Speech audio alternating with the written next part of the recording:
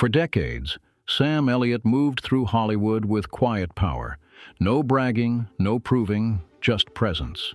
That voice, that stare, that stillness did the talking. But behind that calm exterior lived a disappointment that never healed. It wasn't critics or movie flops that stung. It was one man who, in Sam's eyes, betrayed everything the American West stood for. That wound hardened over time. When Sam finally spoke, Hollywood learned there was one man he could never forgive. Sam lived by one rule: a cowboy never turns himself into a show.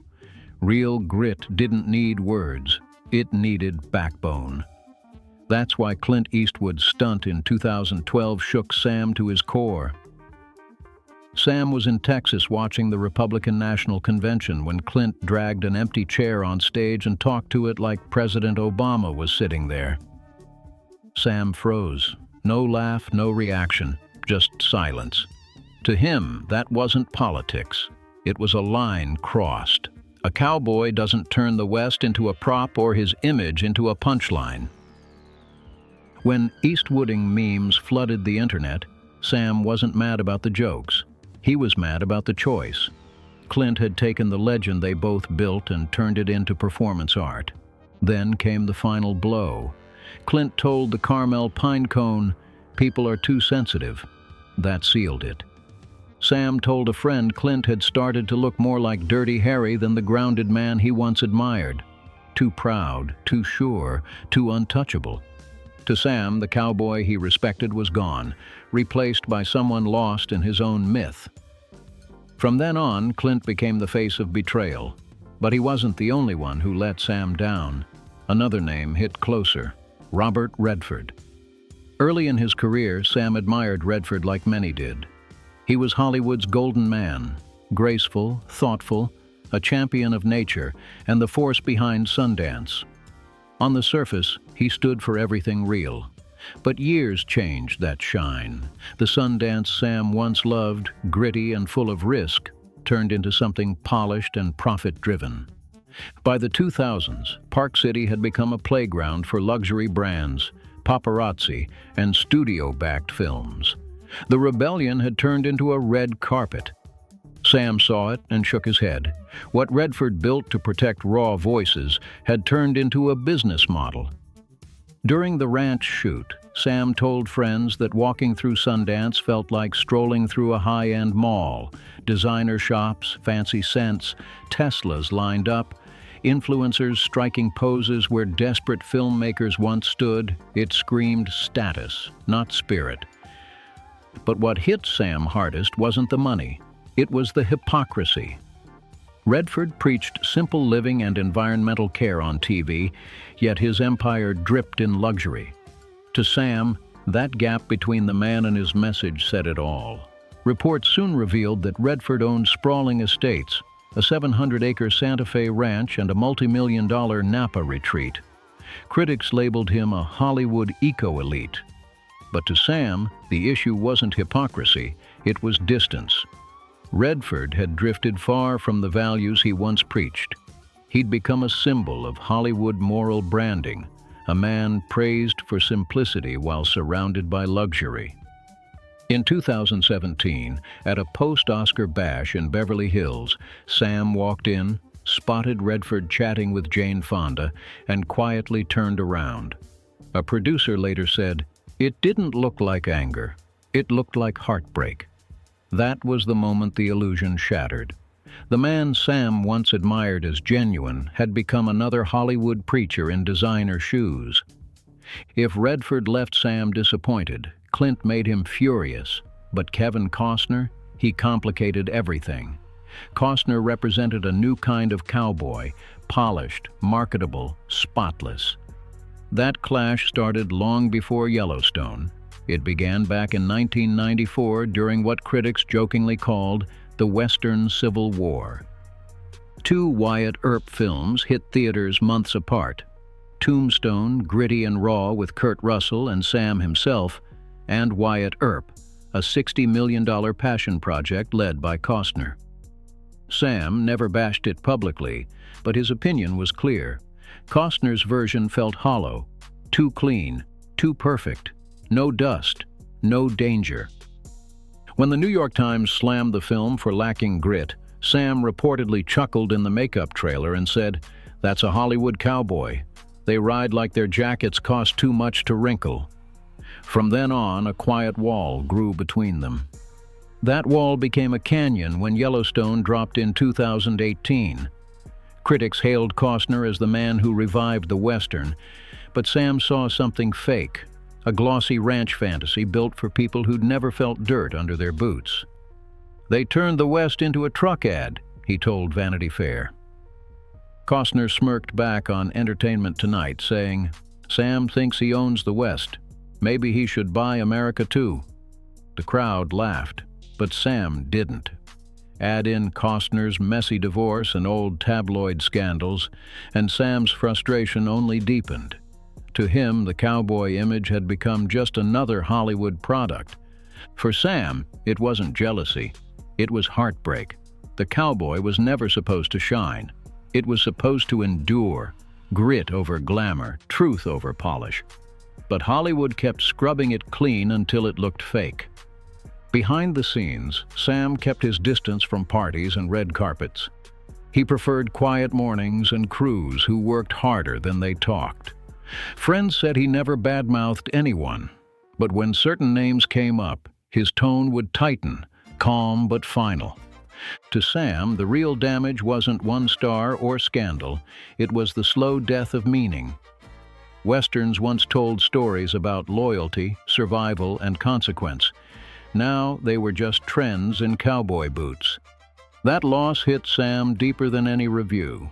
He once told a colleague, "The West doesn't need saving, it just needs respect."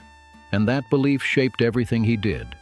Every role he accepted or turned down was filtered through that same quiet conviction. While others chased buzz, Sam chased truth. He didn't care about attention. He cared about authenticity. That loyalty made him stand out in an industry built on reinvention. Some admired him. Others just couldn't understand. In interviews, Sam stayed measured, never attacking, just observing. He spoke about patience, honesty, and earning the dirt on your boots. He wasn't stuck in the past. He was rooted there. That refusal to fake it made him both respected and intimidating. Hollywood could sell the cowboy look all it wanted, but Sam Elliott lived it. To Sam, being a cowboy wasn't a style, it was a duty. Watching Hollywood turn it into a shiny product left scars he never showed. He didn't lash out or argue. He just stepped back and let silence do the talking. That silence carried more power than any speech. Sam became living proof that restraint still meant strength, and that the West didn't need to be sold to be believed. Each new controversy only strengthened his stance. Kevin Costner wasn't preserving the West, he was selling it. So when reports surfaced in 2023 that Costner was clashing with Yellowstone creator Taylor Sheridan over filming schedules, Sam felt nothing but validation. To him, that drama said it all. Real cowboys don't fight over call times. They ride till the sun drops. It was never jealousy. It was principle. In Sam's eyes, Costner had taken the West and turned it into a logo, and that was a line you couldn't uncross. If Costner was Hollywood's polished cowboy fantasy, then Benedict Cumberbatch symbolized something worse, a total misunderstanding of the West itself. When The Power of the Dog swept awards season in 2022, critics called it genius. Hollywood called it groundbreaking. But Sam sat in a quiet Santa Barbara theater and felt nothing but emptiness. To him, it looked like the West retold by strangers who admired its image but never lived its rhythm. That quiet frustration finally burst during his chat on Marc Maron's WTF podcast. With a tired laugh, Sam called out the film's naked cowboys, the British accents, and what he described as a version of Montana imagined by outsiders. For the first time in decades, he broke his own rule of silence, and Hollywood lost its mind. Variety dubbed it a gunfight from another era, while younger fans rushed to call him outdated. But to Sam, it wasn't personal. It was about authenticity. What most people didn't know was that he had already refused a cameo offer from director Jane Campion in 2019, replying bluntly, "I won't tell the West through someone who doesn't understand it." That one sentence said more than any interview ever could.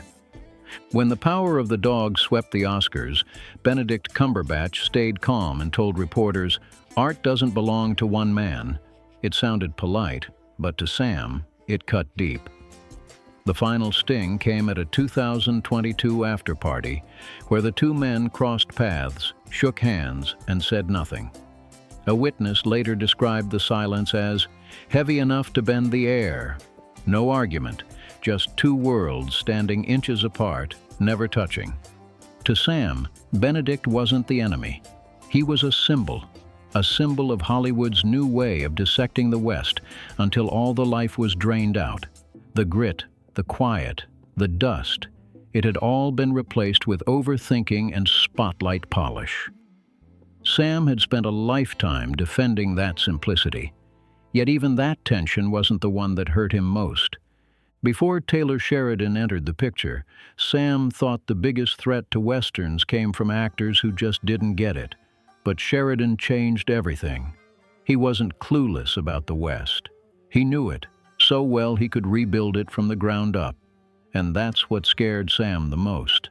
Sheridan understood the soul of the West, but he also had the power to reshape it into something glossy and unrecognizable. Their story didn't begin in anger. It began in respect. Back in 2016, when Hell or High Water snagged 4 Oscar nominations, Sam did something rare. He mailed Sheridan a handwritten letter calling him the last man who still hears the Texas wind. That wasn't flattery, it was admiration. But when Yellowstone premiered in 2018, everything changed. Sam tuned in, watched 15 minutes, and turned it off. To him, it wasn't the West. It was a set. Perfect lighting, spotless jeans, and ranchers who looked like they came from a fashion catalog. Paramount called it revolutionary, but Sam saw a business empire forming. And when reports revealed Sheridan sold Yellowstone to Paramount for roughly $500 million and even leased his 6666 ranch back to the studio for millions, Hollywood laughed, calling him the double-dipping cowboy. Sam didn't laugh. To him, that was proof. The West had finally been monetized. It hit even deeper when 1883 came along. The script was raw, honest, the kind of story Sam believed in. But by the time it aired, the edges were smoothed out and the grit was gone. In Santa Fe, he told a friend, they turned blood into perfume. That one line said everything. Sheridan later fired back in an interview saying, "Sam forgot America has changed." That sentence burned. It told Sam he didn't belong in the world he helped build. Their final silent standoff came at the 2022 Critics' Choice Awards. Both men were in the same room. Both refused to look at each other. A photographer later said it was two men staring at different versions of the same country. To Sam, Sheridan wasn't just a writer anymore. He was proof that heritage itself could be branded and sold. That cut deeper than any fight with an actor ever had. But among all the people tied to Sam's disappointment, one name hit colder: Marc Maron. His betrayal wasn't loud or obvious. It was slick. When Sam agreed to appear on WTF with Marc Maron in 2022, he expected an honest talk about craft and storytelling. Instead, when The Power of the Dog came up, his frustration slipped out, raw and unfiltered. He spoke from the heart, maybe too honestly. And before the episode even finished uploading, it blew up. Millions of streams, non-stop headlines, and social media splitting into sides overnight. Instead of calming things down, Marc Maron poured gasoline on the fire. 2 weeks later on his show, he cracked a joke. The old man should retire. Hollywood doesn't need another angry cowboy. The crowd laughed, but to Sam it wasn't humor. It was betrayal wrapped in a punchline. That was the moment he pulled back from the noise, not out of fear, but out of principle. To him, turning someone's honest frustration into clickbait proved Hollywood had lost its restraint. He didn't clap back, didn't defend himself. He just went silent. And in Sam's world, silence wasn't weakness, it was judgment. Friends said he grew quieter, more careful with his words, like a man who'd seen how fast the truth could get twisted. In private, he told an old collaborator, "This business doesn't listen anymore. It just reacts." That line said it all. The art of real conversation was gone. Everything had to be sharp, viral, and loud. To Sam, Hollywood had become enemy ground, a place built on provocation instead of patience. The kind of stories he loved, slow, human, honest, were disappearing fast. When producers came calling after the controversy, they noticed the shift. Sam wasn't asking about money or deals anymore. He was asking about intent. Why this story? Why now? Who's it really for? And if the answers sounded rehearsed or fake, he walked away. No hesitation. The West, to him, wasn't a brand. It was a heartbeat, a legacy carved in dust and silence, not hashtags and buzzwords. But that made him harder to fit into the new Hollywood machine. Even young actors who admired him began to whisper. Some called him a relic, others saw him as an anchor, the last man who refused to drift just because the tide changed. Sam didn't argue. He didn't need to. What really hurt him wasn't the hate, it was the distortion. He could handle disagreement, but he couldn't stomach being twisted for views. Watching real ideas reduced to sound bites left him colder than any bad review ever could. In quiet moments, he admitted that Hollywood no longer scared him. It disappointed him. The applause felt hollow, the praise calculated, the outrage staged. Nothing felt real anymore. He once told a friend, "The cowboy was never meant to be explained. You either feel it or you don't." But Hollywood couldn't stop analyzing it, polishing it, and packaging it until the soul was gone. The offers kept coming, big ones. But Sam turned down more than he accepted. If a role treated the West like a costume, or made authenticity feel like a sales pitch, he simply walked away. To Sam Elliott, integrity wasn't loud. It didn't need to be. It showed up in the choices you refused to make. And after everything he'd lived through, saying no became the purest way he could still say yes to himself. Now tell us, what do you think of Sam's silence? Was it pride or principle? Drop your thoughts in the comments. Hit that like button if you felt this story hit deep. And don't forget to subscribe for more untold Hollywood truths. As Hollywood raced ahead, louder, flashier, emptier, Sam Elliott stayed grounded in his code. He didn't see himself as outdated. He saw himself guarding something sacred, something that didn't need applause or reinvention, but peace never lasts long in Hollywood. After his tense moment on Marc Maron's podcast, things spiraled fast. The clip exploded online. Young fans laughed, older ones felt betrayed. But Sam didn't laugh, and he sure didn't forget. To him, an unwritten rule had been broken. You don't turn someone's vulnerability into entertainment. Later, he told a friend in Texas, "I spoke from the heart." He spoke for attention. That single line said everything. 3 months later, the wound deepened when Maron appeared on Real Time with Bill Maher and doubled down, calling Sam a man afraid of change. The crowd roared. Sam watched from home, quiet. No anger, no excuses, just clarity. He finally said, "Some people talk every day so they can feel real. I never had that problem." It wasn't bitter, it was truth. For the first time, Sam didn't feel misunderstood. He felt used. Maron's career thrived off the same storm that left Sam drained. His silence afterward wasn't calm, it was pain. Of all the names tied to Sam's frustration, Marc Maron stood apart. He wasn't the biggest or the most powerful, but he was the one who twisted Sam's honesty into entertainment. That betrayal hit deeper than any feud ever could. Sam Elliott's story was never just about rivalries. It was about watching the world he gave his life to turn into something hollow and staged. From Hollywood politics to the glossy modern West, every betrayal left its mark. And in that long list of names, one man left a scar that time never healed. Now it's your turn. Who do you think cut Sam the deepest? Drop your thoughts in the comments, hit that like button if this story struck you. And don't forget to subscribe for more raw Hollywood truths and unseen stories that keep shaking the screen.